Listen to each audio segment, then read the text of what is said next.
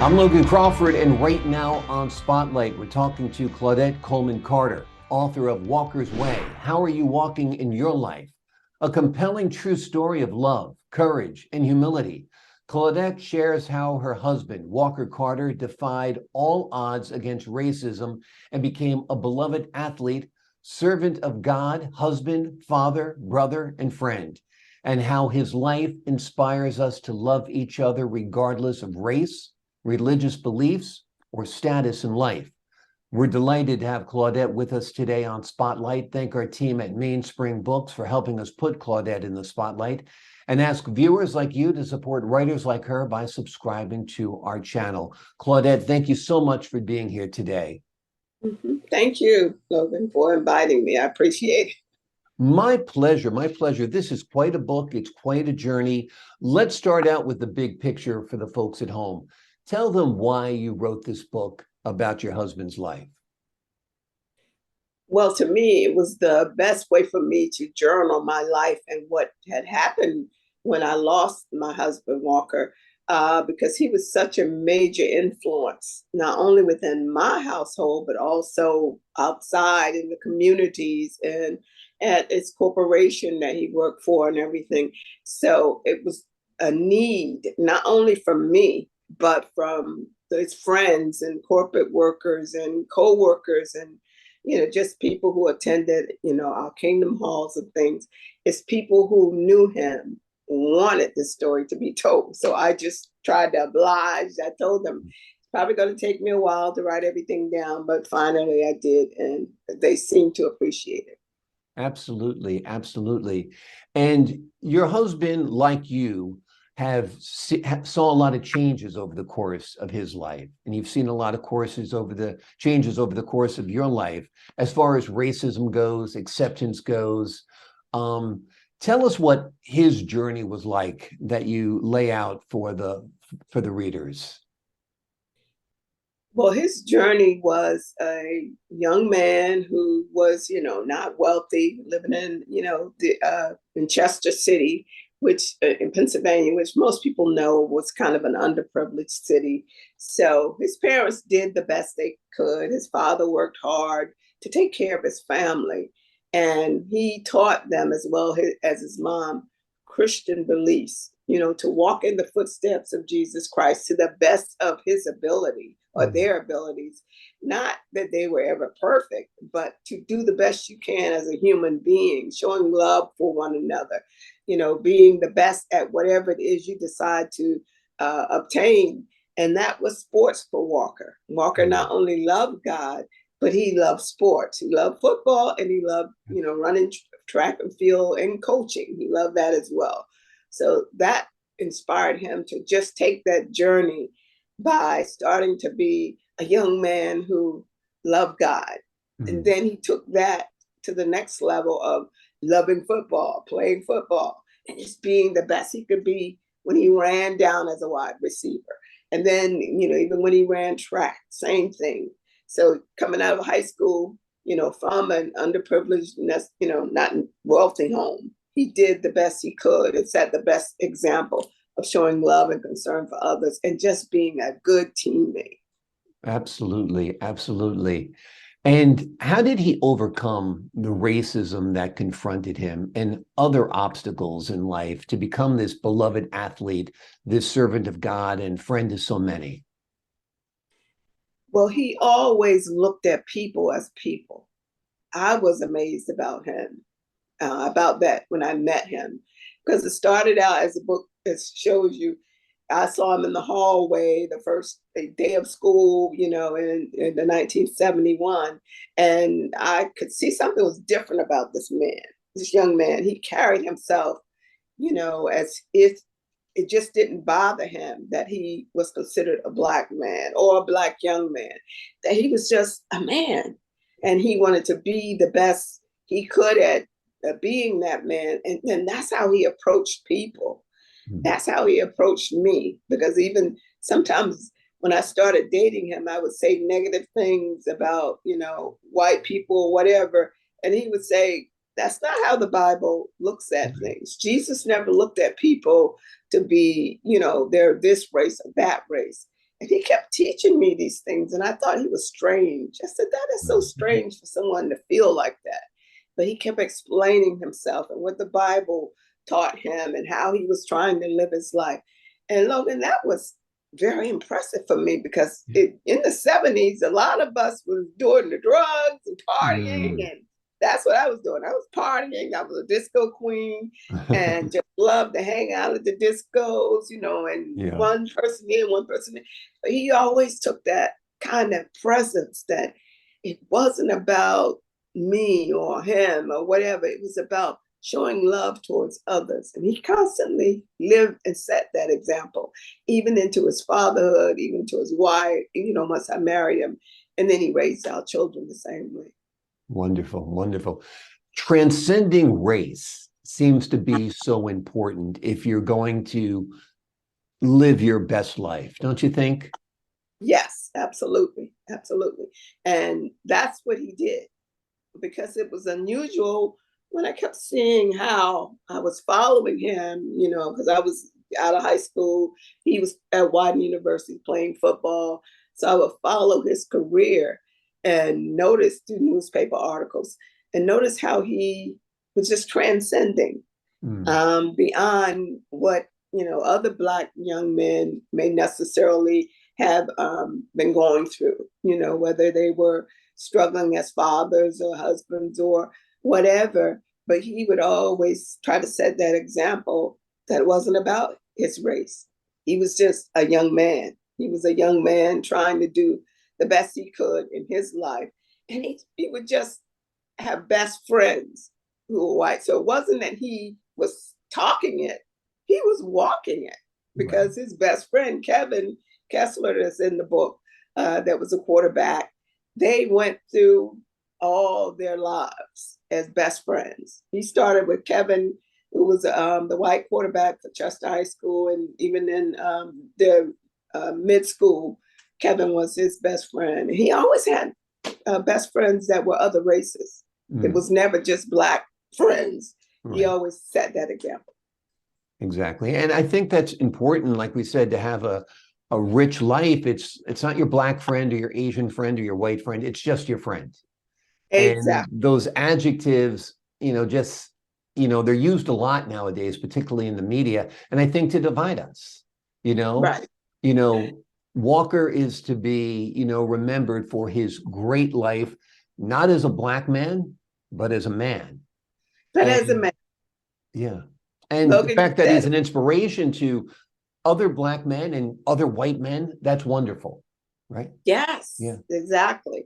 Because that's even at his after his death, that's who showed up. It was people of all races. And then they would just talk about, yeah, I remember when Walker was this, where we, you know, played football together, or we ran track together, or we coached together. These were people of all races talking about his life. So just as I was saying, Logan, it's not about how we, you know, look at our lives or who we are as individuals necessarily, because see, in that way, he showed me it wasn't about being selfish. It was about showing that teammate spirit, that love, which in turn, even as a Christian, you want to show love towards others. So that's the thing I liked about him, even when I got to know him, even after I married him and had a family with him. I appreciated that. And that's what Jesus said, that you do to the least of your brothers, that you do unto me. So it's the people who are close to you, the people who are, you know, similar to you, the people that you love, it's easy to show them love. But the people that are distant from you, to show the love of God, I think is so important. And you ask a great question in your book. You know, the title of the book is Walker's Way, but then the subtitle, it asks a question: how are you walking in your life? Why did you choose to put that out there as a question for us readers? Because as readers, we have to ask ourselves that question. Because if we're just talking, are we really walking? Are we really doing the things that we're talking about? And it was so simple when you think about it, the way Jesus walked his life while he was here on earth. He had all races and genders with him. He didn't specify, oh, I can only hang out with males, or I can only hang out with females, or I can only hang out with Blacks or whites or Asians or whatever. No, he welcomed all people of all races. And then he even showed the love and tenderness towards the children. Yeah. And that's what Walker, that's the example he set by saying, this is how I'm going to live my life. And so, in a sense, that's how I played on the words. This is how he walked in life. And that Wonderful. will. Well, I think it's a great work, like I said, and I think asking people that question is an important one, because you must live a self-examined life, and that's a good question. How are we walking through this life? How are we walking through this journey? This must have been a wonderful trip down memory lane for you to write this book about your husband. It was difficult at first because of the love and compassion that we had for each other, and the way, we set that example for our two daughters, Juanisha and Jaleesa.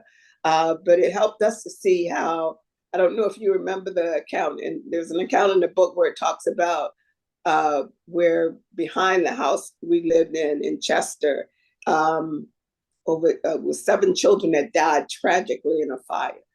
And the way he brought the girls and I through that, because that was tremendously devastating for us, because those children, we knew my girls would play with the young children next door. And after they died, it was going to that church and seeing the 7 caskets was devastating for my daughters and I. And the way he helped us do it based on, his Bible trained conscience was just wonderful, because death is a devastating thing. So when I lost him, and even seeing the depths of those children and having an explanation as to why and how things like this happen, just got us through it based on what Jesus said, because he gave us that hope that you'll see them again one day, that they will be resurrected back to life. And that was the hope that got me through even that kind of devastation, seeing the lives of the 7 children lost. That was a hope, the hope of the resurrection that Jesus taught us. Absolutely. And I'm sure that hope of the resurrection sustains you even now as you talk about Walker and his life. And I know one day you will be reunited in heaven with him. And I'm sure that's a day you look forward to on many levels, to be with the man you love. Tell us what you think the best part of his life was. What did he enjoy most about his earthly existence here? He enjoyed his family. He definitely enjoyed raising his daughters, teaching them, helping them to see the various aspects based on the Bible, teaching them God's name, that it was Jehovah, and how his son came to the earth and gave his life for us, and how it's so important that they now take the initiative to take on or look at Jesus as the example that we should follow in the footsteps of. I enjoyed watching him teach his children. And Logan, that is so important with fathers today. Fathers today, as head of the household, where they are working a 9-to-5 job or whatever, and then trying to take care of their family physically, and then trying to take care of their family spiritually. It's a difficult role. And whether it's a single mother and she's doing both of those roles, financially taking care of the family, as well as trying to teach the children spiritually, it's a difficult role. But when we balance it out and we walk the way Jesus taught us to walk, by listening to God's word and reading God's word and meditating on it and then applying it in our life, you can see how the words play again. How are you walking in your life? Because the tools are there for us. The Bible gives us the instructions. All we have to do is read it, meditate on it, and then try to apply it the best way we can, Logan. We're not going to do it perfectly. Right. We're going to mess up many times. He wasn't perfect. He made mistakes with his daughters as well, teaching them certain things or even playing with them too rough. He made mistakes. So it's a learning. It was a lesson for me as I watched him, the admiration and love he showed for his family. That's beautiful. That's beautiful. Where did he get his faith and his love of God and his wisdom about Jesus and his teachings? He was taught by his mother and father. but his father definitely took the initiative to teach his sons and his daughter, because there was 7 boys and a daughter. So Walker only had one sister, but his mom and his dad would take the initiative. So if the father was at work, for 8 or 12 hours or whatever, then his mom would step in to take the initiative, to give him that direction, to give her children that direction based on what Jesus' example was. That she kept that in the forefront, and so did his father. What would Jesus do in this situation? And sometimes I remember them asking me that question, even when I would study the Bible with his parents right after we got married. They started to show me different things in the Bible, like, well, what if Jesus saw you doing this? What would he think? So it would always have you kind of asking yourselves questions. So it was definitely the teachings from his father as well as his mom, Susie and Walker Carter. Absolutely, absolutely. Were you always a church-going person? Were you always a person of great faith like you are now? Or was that something you developed in your relationship with Walker? Well, as a child, my mother would always take us to church because my father died when I was 2 years old. My mother had to raise basically 14 children, but my baby brother died at the age younger. I think he was about a year old. But she raised those 13 children along with my father until I was at, the age of 2. And then I had, because I'm an identical twin, and then I have twin brothers who were fraternal twins. So when my father died, it was 13 of us that she had to pretty much figure out how to raise. And although my older brother left home eventually, it just showed me a strong woman. It's the same example that I was talking about with Walker's father and mother. Whenever he had to be at work for 12 or 13 hours or whatever, his mom would step in and be that example for her children, to set that example based on the life and teachings of Jesus Christ. Same thing with my mother. She wasn't perfect. She had difficulties. She was struggling financially to take care of us, but she always set that example.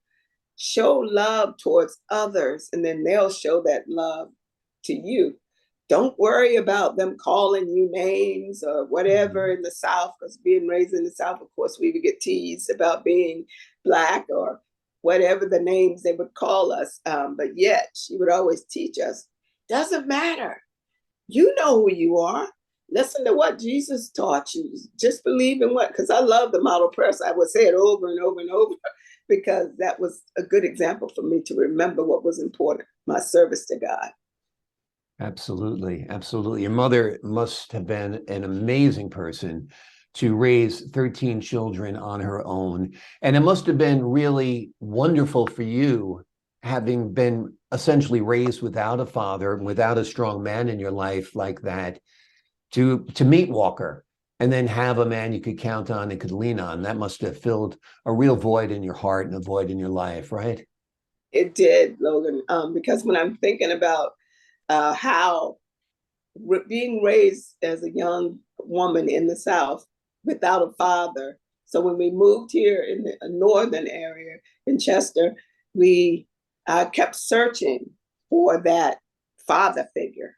Yeah. And I think that's where the disco queen came into play, because it was just a necessity to have a man, a strong man in my life. Yeah. And I kept searching for him in the club, in the nightclub and everything, but I could never find them. Although, and then when I thought about it, when I, kept following Walker's career as he played football and then coached eventually at Widener and everything, I could see he was that kind of man. He was a strong man, and he developed himself into a strong man that just had his own strength and independence based on what he had learned from watching and reading about Jesus Christ. So I could see that that was the kind of man that I wanted to be married to. And so the hunt was on for him again, because he was that example. Because a woman, a man, a young woman, a young man, we do need those examples in our lives as parents, as strong parents. We need a strong mother or a strong father or a strong parent figure in our life, because it does help as children growing up in families. Absolutely, absolutely. Let's talk a little bit about your writing career. Do you have any other projects that you are going to be working on or you've been thinking about? Well, I had the project of Kenya's Girl, and that is based on a screenplay I wrote a few years ago that I would eventually like to do something with as well, because that is another strong woman who is determined to get to life, to live her life to the fullest and do her best to serve God and not look at people as, a race or whatever, but that she's just a strong woman. And she she was determined to go back to Africa and climb Mount Kilimanjaro. And, from that helps her to see how she could be strong and just have a love for others as well as a love for the young men that she had passion for. And as well as because I'm kind of finished with the Spotlight career, because I used to have Delaware Valley Spotlight with the cable company back years ago. So that's the kind of inspiration I have to keep writing, sharing with people on my hub page. There's articles called angellladywriter.com. I get to express a lot of things concerning the world today, Logan, because with the war in Ukraine and just, Russia and the whole situation of the world today, as writers, if we're not compassionate and we're not watching the world in real eyes, we can be fooled as to what is said and not said. So that's what I enjoy doing. I enjoy writing about what I see going on in the world. Anything to inspire others to do the best they can to get through these crazy times we're living in, because they're crazy. Absolutely. Well, your work and your writing is inspiring. I would love to see Walker's Way made into a movie as well. I think it would be great. It actually could be a series because there's a lot there to unpack and a lot there to show people. I think it would be an excellent, excellent choice for a production. So we'll keep our fingers crossed for that. The name of the book is Walker's Way. How are you walking in your life? It is a wonderful exploration of the life of Walker Carter. And he led an exemplary life, every aspect of his life, from his family to his faith, to his career, to his life in sports, sets forth an example for future generations of how they can live their life in accordance to the way God and Jesus Christ wants you to live. It's highly recommended. It is written by Claudette Carter, and we are delighted to have her here today on Spotlight. Claudette, thank you so much for joining me. Thank you, Logan. And yes, that's the goal, is to get it developed into a movie eventually, because we have a producer that's working with us as well. He would have been here today, but due to COVID and snow in New York. Right. Exactly. Well, I'll keep my fingers crossed. It's a wonderful book. I think it'd be a terrific production. Wonderful talking to you. God bless. Have a wonderful day. Thank you for joining us again. All right. Thank you again, Logan. I appreciate you and your staff working hard, because I know there's people behind those cameras. Yeah. You had us nervous. We weren't sure you were going to make it, but we got you on, which is great. Let me say goodbye to the folks at home. I'm Logan Crawford, thanking you for your time this time. Until next time on Spotlight. Thank you.